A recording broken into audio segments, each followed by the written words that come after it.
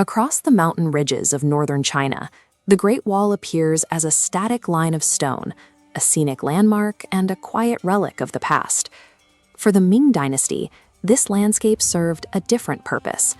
They spent 3 centuries building specific, active military functions into these stones to create a specialized environment for high-stakes combat.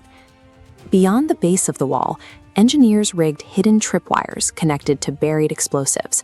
These were positioned to dismount and kill charging cavalry units before they could reach the stone perimeter. The wall itself contained hidden infantry passages concealed behind thin, breakaway brick panels. This allowed Chinese soldiers to surge out from the structure and launch surprise attacks on anyone who survived the initial approach. These tactical layers relied on a structure engineered to survive both concentrated siege fire and the intense seismic activity of the region. During the Ming expansion, workers constructed over 8,000 kilometers of brick and stone defense. The primary engineering challenge was the sheer scale, keeping a structure this massive from collapsing under its own weight or crumbling during an attack. The solution lay in the mortar.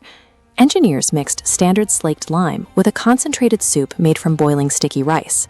On a microscopic level, the amylopectin in the rice reacted with the calcium carbonate in the lime.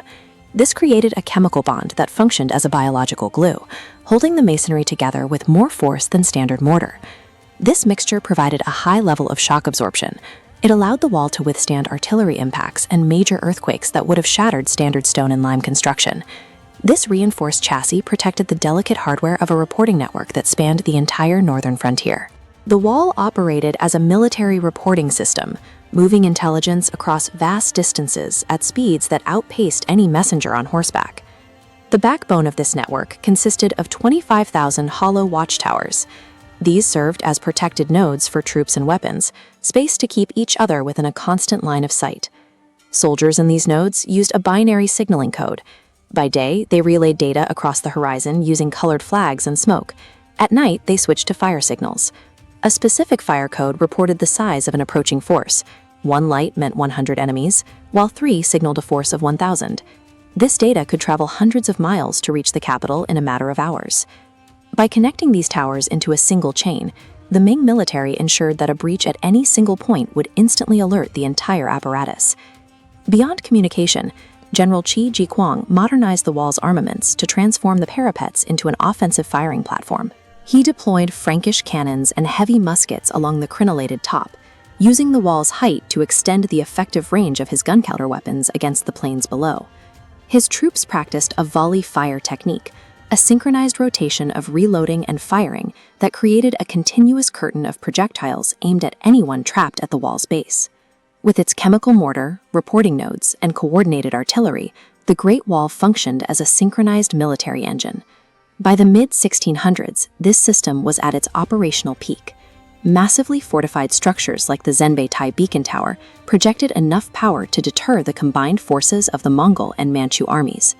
Yet in 1644, the empire collapsed. Despite 3 centuries of engineering, the wall never suffered a structural failure or a successful siege. The failure occurred at the Shanhai Pass through an act of treason. A Chinese commander simply opened the gates, allowing the Manchu army to march through the archways without firing a single shot. The Ming Dynasty was replaced in a matter of weeks. The signal fires went out, and the 21,000-kilometer network went silent.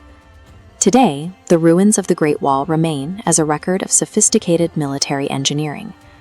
They also serve as a reminder that the performance of a military machine is ultimately determined by the person holding the key to the gate.